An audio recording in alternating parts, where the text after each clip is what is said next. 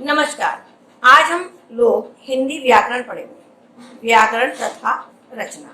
जैसे कि हम खुद ही देख सुन रहे हैं, रचना। रचना मीन्स किसी भी चीज को आकार देना, उसको रचनात्मक तरीके से बताना। तो वही चीज हमारी भाषा को शुद्ध, सरल और व्यवस्थित तरीके से जो बताता है वो होता है हमारा हिंदी व्याकरण। किसी भी साहित्य की रचना यदि हम करते हैं तो यदि हमारा व्याकरण शुद्ध नहीं है तो हम उसको साहित्य को अधूरा माना जाएगा, क्योंकि व्याकरण की अशुद्धियां साहित्य को पूर्ण नहीं होने देती। इस तरीके से हम कह सकते हैं यदि साहित्य तन है तो व्याकरण उसके प्राण। तो चलिए अब हम व्याकरण को समझते हैं। हमारा पहला पाठ है हिंदी व्याकरण का। हम पहला पाठ आरंभ करते हैं भाषा, लिपि और व्याकरण से। भाषा, लैंग्वेज, लिपि, स्क्रिप्ट एंड ग्रामर। भाषा, सबसे पहले हमें समझना होगा कि भाषा शब्द की उत्पत्ति कैसे हुई। भाषा शब्द की उत्पत्ति संस्कृत भाषा से हुई। संस्कृत भाषा यदि हम कहें तो हम ये कह सकते हैं कि हिंदी भाषा की जननी संस्कृत भाषा ही है। तो भाषा की उत्पत्ति संस्कृत भाषा के भाष धातु से हुई है। भाष धातु का अर्थ है प्रकट करना, यानी कि किसी भी बात को प्रकट करना। अब भाषा की जरूरत क्यों पड़ी? ऐसा क्या हुआ कि हमें भाषा की आवश्यकता पड़ी और हमने इसका आविष्कार किया? क्योंकि हम ये जानते ही हैं कि आवश्यकता ही आविष्कार की जननी है। किसी भी चीज का आविष्कार हमारी आवश्यकता से होता है। चलिए तो हम चलते हैं भाषा के आविष्कार की ओर। जैसा कि हम जानते हैं, प्राचीन युग में आदि मानव का काल कहा जाता है। उस समय पर जब मानव सभ्यता थी तब उनके पास कोई बोलने का साधन या अपनी बातों को प्रकट करने का कोई माध्यम नहीं था। वह पशु पक्षियों से बात करने के लिए संकेतों का प्रयोग करते थे। संकेत यानी कि उसे हम सांकेतिक भाषा कह सकते हैं, लेकिन ये भाषा का कोई प्रारूप नहीं है। धीरे धीरे आवश्यकता पड़ी अपने भावों को, अपने मन के विचारों को प्रकट करने की। तो मनुष्य ने ध्वनि का निर्माण किया। अपनी ध्वनि से, अपने मुख से अजीब अजीब से ध्वनि निकाल के उन्होंने अपनी भाषा को व्यक्त किया। धीरे धीरे समय बदला और मानव समाज विकसित हुआ। नगर बने, शहर बने, गांव बने।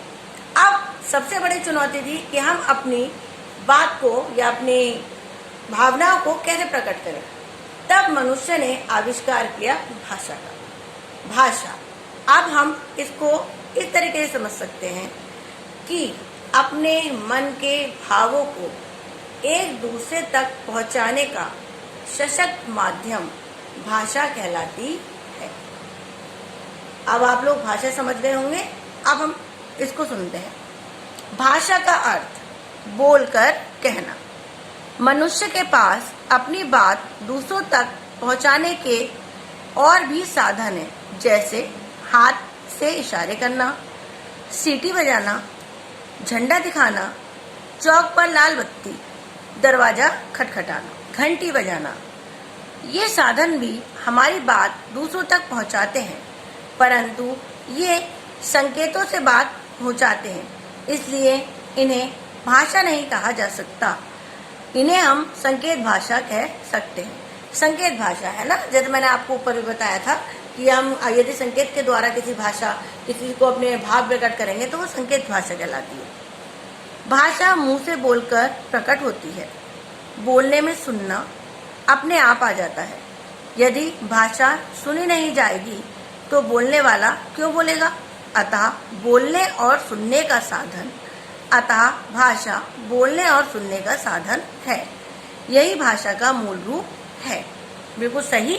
यदि हम बोलेंगे और बोलेंगे सामने वाला सुनेगा ही नहीं तो हमारा बोलना व्यर्थ है ना। तो हम अपने मन के भाव जब बोलेंगे और सामने वाला सुनकर क्रिया और प्रतिक्रिया करेगा तभी हमारी भाषा सार्थक होती है। अब भाषा देखिए लिखकर और पढ़कर भी प्रकट होती है। इस प्रकार हम कह सकते हैं कि भाषा बोलने, सुनने और लिखने पढ़ने का वह साधन है जिसके सहारे हम मनुष्य अपने विचारों का आदान प्रदान करते हैं। अर्थात भाषा के दो रूप होते हैं, जैसे मौखिक और लिखित भाषा। मुझे अपने देश पर गर्व है। मौखिक भाषा मैंने मुंह से बोलकर कहा। लिखित भाषा, व्याकरण, अब हम पुस्तक में जो पढ़ रहे हैं वो हम लिखित भाषा को मौखिक भाषा में प्रयोग करके कर रहे हैं, क्योंकि पुस्तक लिखित भाषा में उपलब्ध है मेरे पास और जो मैं आपको बोल रही हूँ वो मौखिक भाषा के द्वारा बता रही हूँ। समझ गए लिखित भाषा और मौखिक भाषा का अंतर? तो देखिए, मौखिक भाषा, जो भाषा मुख से बोली जाती है उसे मौखिक भाषा कहते हैं। इसे अनपढ़ भी जानते और समझते हैं। अब जो भी मैं भाषा बोलूंगी बिल्कुल सही बात है, पढ़ा लिखा व्यक्ति तो समझेगा, और जो मैं बोल रही हूँ वो व्यक्ति भी समझेगा जो पढ़ा लिखा नहीं। अनपढ़ का मतलब होता है पढ़ा लिखा ना होना। दूसरा है हमारा लिखित भाषा। जो भाषा लिखकर प्रकट की जाती है उसे लिखित भाषा कहते हैं। यह मौखिक भाषा की तुलना में अधिक शुद्ध और स्पष्ट होती है। इसे केवल शिक्षित लोग ही समझ सकते हैं। बिल्कुल सही। मौखिक भाषा में यदि हम कोई त्रुटि कर देते हैं तो वो उस उच्चारण में कभी कभी सही भी माना जाता है, कभी कभी गलत। लेकिन यदि हम वर्तनी या अशुद्ध लिखेंगे, यानी कि हमारी जो लिखित भाषा है उसे हम अशुद्ध वर्तनी में लिखेंगे तो पूर्ण रूप से गलत मानी जाएगी। जैसे कि, और इसको हम शिक्षित लोग ही समझ सकते हैं, इसलिए क्योंकि जो अनपढ़ है बेचारा, जो पढ़ा हुआ ही नहीं है, वो लिखित भाषा कैसे समझेगा। लिखित भाषा का प्रकार है, यदि समाचार पत्र है वो लिखित भाषा में आता है, ठीक है, वो लिखित भाषा में समाचार पत्र हमारे पास आया, हमने उसे पढ़ा मौखिक भाषा के द्वारा। उस मौखिक भाषा को वह व्यक्ति समझ सकता है जो पढ़ा लिखा ना हो। और यदि हम अपने आप पढ़ रहे हैं, अपने आप को पढ़वा रहे हैं, तो वो शिक्षित व्यक्ति ही कर सकता है, क्योंकि समाचार पत्र पढ़ने का कार्य सिर्फ वही कर सकता है। इसका अर्थ आप लोग समझ भी गए होंगे। अब हम आगे बढ़ते हैं भाषा के रूप। अब देखिए भाषा, अब भाषा है तो उसके दो रूप भी होंगे। आप ये भी कह सकते हो मातृभाषा क्या है, राजभाषा क्या है, राष्ट्रभाषा क्या है, अंतर्राष्ट्रीय भाषा क्या है। इतनी सारी भाषाएं हैं तो हम समझेंगे भी, तुलना भी करेंगे और कहीं ना कहीं अटकेंगे भी। अब हम उनमें फर्क देखते हैं क्या है। सबसे पहले हमारी भाषा आती है मातृभाषा। जिस भाषा में कोई शिशु पलता बढ़ता है उसे मातृभाषा कहते हैं। अब वो मातृभाषा हिंदी भी हो सकती है, अंग्रेजी भी हो सकती है, बंगाली भी हो सकती है, पंजाबी भी हो सकती है, यानी कि माँ के मुख से निकली हुई भाषा, यानी कि जो माँ बोलती है, जो माँ सिखाती है, उस भाषा को हम मातृभाषा कहते हैं। प्रायः माँ से शिशु बोलना सीखता है, अतः उसे मातृभाषा कहना सार्थक है। यदि हम चाहें तो उसे परिवार या परिवेश की भाषा भी कह सकते हैं। भारत में अनेक भाषाएं हैं तो मातृभाषाएं भी अनेक हैं। जैसा कि मैंने आपको पहले ही बताया कि भाषाएं, मातृभाषा अलग हो सकती हैं, बंगाली, पंजाबी, गुजराती, मराठी। अब आ जाती है हमारी राष्ट्रभाषा। पूरा राष्ट्र जिस भाषा में बातचीत करता है उसे राष्ट्रभाषा कहते हैं। भारतवासी जब एक प्रांत से दूसरे प्रांत में जाते हैं और भिन्न भाषा वाले भारतीयों से बात करते हैं तो हिंदी बोलते हैं, इसलिए हिंदी हमारी राष्ट्रभाषा है। इसे संपर्क भाषा भी कह सकते हैं। यूँ बंगाली, तमिल, पंजाबी, गुजराती आदि 22 भाषाओं को संविधान में मान्यता प्राप्त है। ये सभी हमारी राष्ट्रीय भाषाएं हैं। राजभाषा, राजभाषा की भाषा को राजभाषा कहते हैं। राजकाज, यानी कि जिस भाषा में राजकीय कार्य होते हैं वह भाषा राजभाषा कहलाती है। भारत की राजभाषा हिंदी है। हिमाचल, हरियाणा, उत्तर प्रदेश, उत्तराखंड, राजस्थान, मध्य प्रदेश, छत्तीसगढ़, बिहार, झारखंड और दिल्ली की राजभाषा भी हिंदी है। ये हमारे लिए बहुत गर्व की बात है कि जो हमारी राष्ट्रभाषा है वही हमारी राजभाषा है और वही हमारी मातृभाषा भी है, क्योंकि हम हिंदुस्तान में रह रहे हैं और अधिकतर लोग हिंदी का प्रयोग करते ही हैं। इंग्लिश हमारी अंतर्राष्ट्रीय भाषा है, इसलिए इंग्लिश को अंतर्राष्ट्रीय भाषा का दर्जा दिया गया, क्योंकि जो लोग हिंदी नहीं समझ सकते या बाहर रहते हैं या कहीं ऐसी जगह रहते हैं जहाँ पर हिंदी का प्रचलन कम है और हम उनकी भाषा को नहीं समझते, वो हमारी भाषा को नहीं समझते, तो अपनी भाषा को समझाने का एक सशक्त माध्यम इंग्लिश है। उस भाषा के द्वारा वो थोड़ी बहुत भी अगर कोई समझेगा तो कम से कम अपने मन के भाव उसको बताकर उसके बारे में जानकारी ले सकते हैं। अब आ जाते हैं हम बोली। किसी भी भाषा का आरंभिक रूप बोली होता है। बोलचाल के काम आने के कारण उसे बोली कहते हैं। बोली भाषा का क्षेत्रीय रूप कहलाता है, या क्षेत्रीय का मतलब होता है लघु रूप। भाषा एक विस्तृत रूप है और बोली एक लघु रूप है। विस्तृत यानी कि बड़ा रूप। भाषा क्योंकि हम कई जगह पर बोल सकते हैं, इसलिए भाषा एक विस्तृत रूप है। बोली क्षेत्रीय रूप, अपने क्षेत्र में बोले जाने वाली, जैसे कि हरियाणवी, पंजाबी, गुजराती, मराठी, ये एक तरीके से बोली का ही एक रूप होता है।